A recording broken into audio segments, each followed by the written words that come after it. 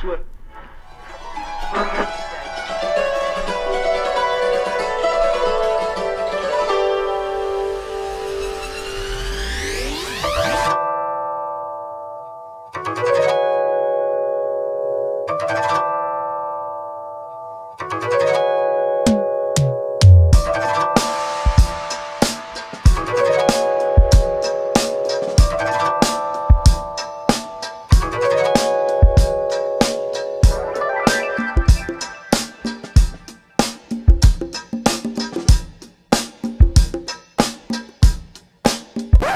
Rolling? Yeah. Okay.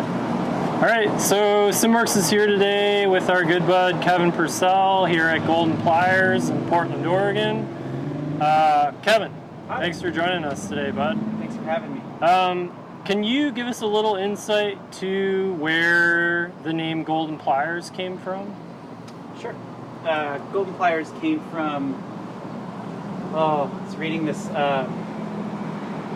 fancy coffee table book called Rollure. I know it well. It comes out quarterly, like a financial statement.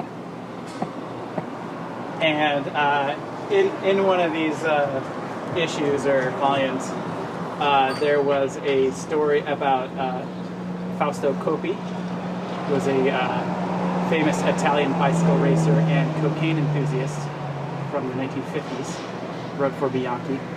In this article, they talked about him and his a little snippet of his bicycle mechanic, who he said he owed a lot to, and his nickname to his bicycle mechanic was Pinza di Oro, which means golden pliers in Italian. Yeah. And I read that, and it really resonated with me, and just kind of hung on to it as a little kernel of something that could be maybe later down the road. Probably have like a few beers before we do this. I know. Yeah. Yeah, we should have started drinking like So way gross. earlier. Yeah. Day drinking. You said you grew up in Michigan. What brought you to Portland, and how long ago was that? I moved out to Portland in 2003, so getting close to 20 years. Okay. What attracted me was the bike culture, the music scene here, art, food, access to the outdoors in relatively, quick distance from the shop, from the city. I'm gonna edit that. Oops.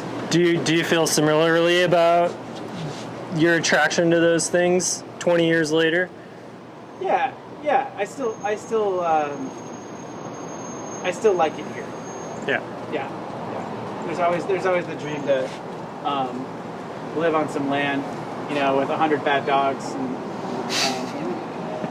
hopefully that'll happen someday. But for now, I'm content. So you moved to Portland about 20 years ago. You probably worked in shops for a while. I know that you worked in shops for a while. Had the pleasure of working with you 10 years ago in a shop together. What was kind of the deciding factor in you venturing out and doing your own thing? I think really it was just that, being able to do my own thing. I was so used to working in the service side of larger bike shops that I felt my ideas that I had didn't really surface out of there at all, kind of what I thought would make sense to me for a bike shop just didn't really fall on open ears, I don't think.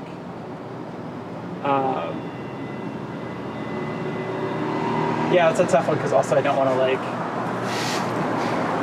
position previous shops in that light also. Yeah, but obviously you've had some success with this, and I imagine that you take a lot of pride in coming away from feeling that way and realizing that ultimately it kind of worked out. So yeah, the main idea was just to create a shop that everyone could feel comfortable coming to. Yeah. Where you didn't have to know everything or have to spar with someone, at the service counter about, specific things or nomenclature or all that stuff. We could all work together and solve problems, get bikes fixed, work on projects. Have you noticed, is there like kind of a common thread with the people that come here, and is there like a typical Golden Pliers customer, or? I would say it's pretty spread out from just commuters who are just come here because we have fun stuff that they can outfit their bikes with. Yeah. To just folks who are always kind of working on a bike project and have ideas they want to bounce back on you, or folks who are just want to build up their own custom bike with you. It's all over the place. I don't know. It's cool to see folks from all different interest levels, still end up here at the shop. You mentioned wanting to move out here to have access to the woods. Do you have any just quick reflections on your experiences here in the Northwest, and does that kind of inform the kinds of products that you bring into your store? And have you kind of consciously worked to promote kind of a Northwest bent to the shop? And I think the shop is more a product of that than we're using products and stocking stuff that just has been dictated by going out and riding in the woods. Yeah. Things that we like, that oh, this thing is really sturdy and it holds this thing, or this thing is available in this color and it's fun. Things that are gonna kind of zazz up your bike, and but also are practical, fun to use, and are made well. It's not crap that's just gonna fall apart. That just doesn't sit. My personal reflections in the years now that I've been coming in the store is just I've always been really impressed with how thoughtfully curated those products that you guys deal with are in here. So kudos to you and your crew, and yeah. Thanks. How about just how you feel about your time on a bike now?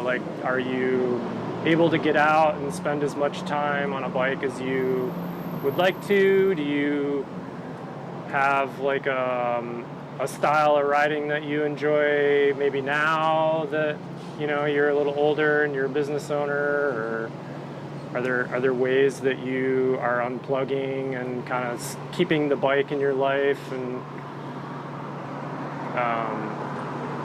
are you going bike packing? Are you excited to go on mountain bike trips? Are you? I find myself taking it whenever I can. Yeah. If that involves either a multi-day bike packing trip, which is rare these days, just summertime being a short window, the bike shop being busy. But recently went out and rode around Mount Rainier for a couple days. That was great. Very cool. And then just popping out, into Forest Park if I just need to, stay in town.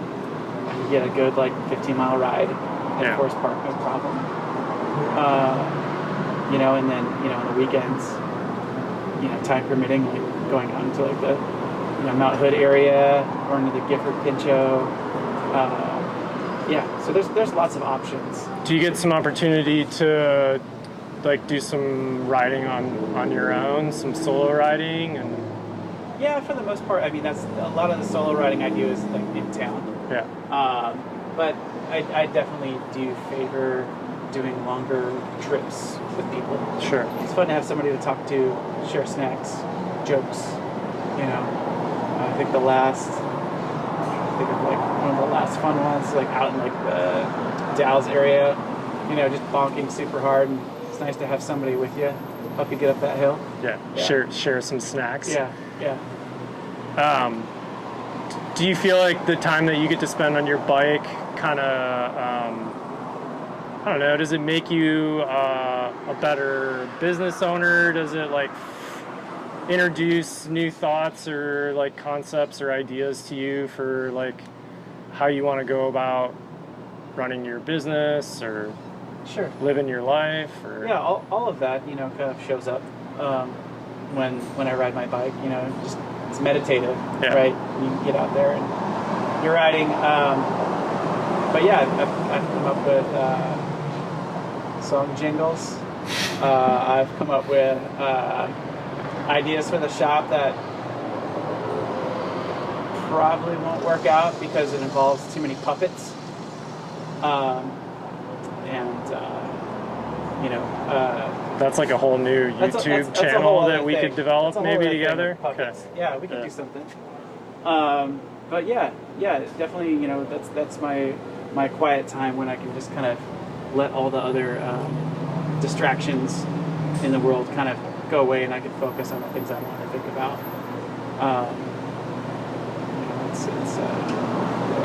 You know, it's restorative also. Well, we're pleased to have you as one of our best dealers, and appreciate all that you do in the community. And thanks for taking the time today. And Yeah. we'll let you out of the hot seat. Let you get back to work. Thanks, guys. Yeah, man. Thank you.